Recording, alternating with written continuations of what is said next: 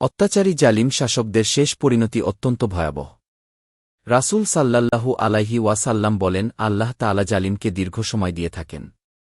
অবশেষে যখন পাকড়াও করেন তখন তাকে আর রেহাই দেন না। অতঃপর তিনি এই আয়াত পাঠ করেন, তোমার প্রভুর পাকড়াও এরকমই হয়ে থাকে যখন তিনি জুলুমরত জনপদগুলোকে পাকড়াও করেন। তার পাকড়াও অত্যন্ত যন্ত্রণাদায়ক, অপ্রতিরোধ্য।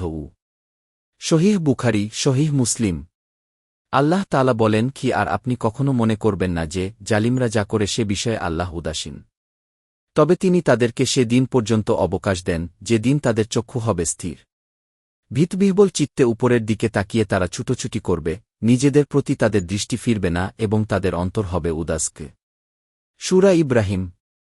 জালিমদের শেষ পরিণতি সম্পর্কে আল্লাহর নিদর্শন পর্যায়ক্রমিক রূপে এসেছে এবং অত্যাচারীদের উপর তার শাস্তি বিরতিহীন রূপে এসে পড়েছে। প্রত্যেক শুরুরই শেষ আছে এবং প্রত্যেক শাসনকালের একটি নির্দিষ্ট মেয়াদ আছে।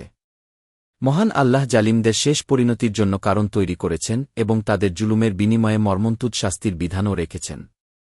আর তার ফয়সালা আসতে খুব বেশি দিন বাকি নেই ইনশাআল্লাহ।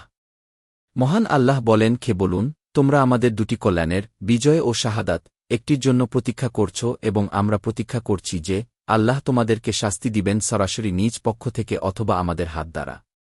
অতএব তোমরা প্রতীক্ষা করো, আমরাও তোমাদের সাথে প্রতীক্ষা করছি গিয়ে। সূরা তাওবা। মুমিনদের পরিণতির ব্যাপারে শত্রুদের চিন্তাভাবনা কি? যে কোনো পরিণতিই তাদের জন্য উত্তম। হয়তো বিজয় যা আল্লাহর বাণীকে সমুন্নত রাখবে, নতুবা আল্লাহর সন্তুষ্টির উদ্দেশ্যে শহীদ হওয়া যা হল সর্বোচ্চ প্রাপ্তি। আর যারা শরিয়াহ থেকে বিমুখ হয়ে বহু দূরে সরে গিয়েছে তাদের ব্যাপারে মুমিনদের দৃষ্টিভঙ্গি কি? হয়তো আল্লাহ তাদের নিজ ক্ষমতা বলে শাস্তি দিবেন, যেভাবে তিনি পূর্ববর্তী জালিমদের ধ্বংস করেছিলেন, নতুবা মুমিনরাই নিজ হাতে তাদের উদ্ধত ও হটকারী আচরণের জন্য শাস্তি দিবে। সর্বোত্তম ফলাফল সবারই জানা। চূড়ান্ত সফলকাম মুমিনরাই হবে। নিশ্চয়ই আল্লাহ বহু জালিমকে ধ্বংস করেছেন, একক কিংবা গোষ্ঠী নির্বিশেষে।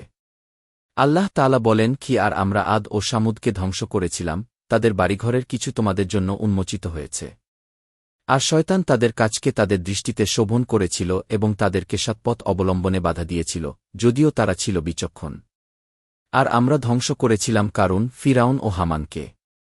আর অবশ্যই মূসা তাদের কাছে সুস্পষ্ট নিদর্শন সহ এসেছিল, অতঃপর তারা জমিনে অহংকার করেছিল। কিন্তু তারা আমার শাস্তি এড়াতে পারেনি। সুতরাং তাদের প্রত্যেককেই আমরা তার অপরাধের জন্য পাকড়াও করেছিলাম। তাদের কারো উপর আমরা পাঠিয়েছিলাম পাথর বর্ষণকারী ঝড়, তাদের কাউকে আঘাত করেছিল মহাগর্জন, কাউকে আমরা মাটির নিচে ধসিয়ে দিয়েছিলাম এবং কাউকে দিয়েছিলাম ডুবিয়ে। আর আল্লাহ এমন নন যে তিনি তাদের প্রতি জুলুম করবেন, বরং তারা নিজেরাই নিজেদের প্রতি জুলুম করেছিল। সূরা আনকাবুত। সে সকল জালিমরা যাদেরকে আল্লাহ সমন্বিতভাবে ধ্বংস করেছেন তাদের মধ্যে ছিল আদ ও সামুদ জাতির লোকজন, ছিল কারুন, ফিরাউন ও হামান। নিশ্চয়ই তাদের পরিণতি এবং ধ্বংসের কারণ সম্পর্কে আল্লাহ আমাদের আগেই অবহিত করেছেন। আল্লাহ তাআলা বলেন, অতঃপর আদ সম্প্রদায়, তারা জমিনে অযথা অহংকার করেছিল এবং বলেছিল, আমাদের চেয়ে অধিক শক্তিশালী কে আছে? তবে কি তারা লক্ষ্য করেনি যে নিশ্চয়ই আল্লাহ যিনি তাদেরকে সৃষ্টি করেছেন তিনি তাদের চেয়ে অধিক শক্তিশালী? আর তারা আমাদের নিদর্শনাবলীকে অস্বীকার করতগি। সূরা ফুসিলাত। আল্লাহ তাআলা জালিম ফিরাউন ও তার দলের অত্যাচার সম্পর্কে বলেন, কি আর স্মরণ কর, যখন আমি তোমাদেরকে ফিরাউনের দল থেকে রক্ষা করেছিলাম। তারা তোমাদেরকে কঠিন আযাব দিত। তোমাদের পুত্র সন্তানদেরকে জবেহ করত এবং তোমাদের নারীদেরকে বাঁচিয়ে রাখত। আর এতে তোমাদের রবের পক্ষ থেকে ছিল মহাপরীক্ষাজ্ঞে। সূরা বাকারা।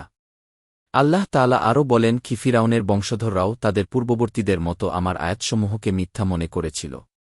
ফলে আল্লাহ তাদের পাপের জন্য তাদেরকে শাস্তি দান করেছিলেন। বস্তুত আল্লাহ শাস্তি দানে অত্যন্ত কঠোরজ্ঞে। সূরা আলে ইমরান। এটিই হচ্ছে শাসকের অত্যাচার, কর্তৃত্ব ও হিংস্রতার শেষ পরিণতি। যুগে যুগে বিভিন্ন ভূখণ্ডে ফিরাউনের মতো জালিম শাসকদের আবির্ভাব হয়েছে, কিন্তু কোনো জালিমই চিরস্থায়ী হতে পারেনি। শেষ পর্যন্ত আল্লাহ তাআলা তাদেরকে কঠোর শাস্তি প্রদান করেছেন।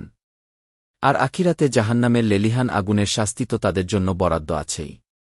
জালিমরা শ্রেষ্ঠত্ব চায় ও মুমিনদের ইচ্ছাকে দমিয়ে দিতে চায়। কিন্তু ফিরাউনরা যা চায় আল্লাহ তা চান না এবং তাদের ইচ্ছার বিরুদ্ধে আল্লাহ তাআলার সিদ্ধান্ত কার্যকর হয়।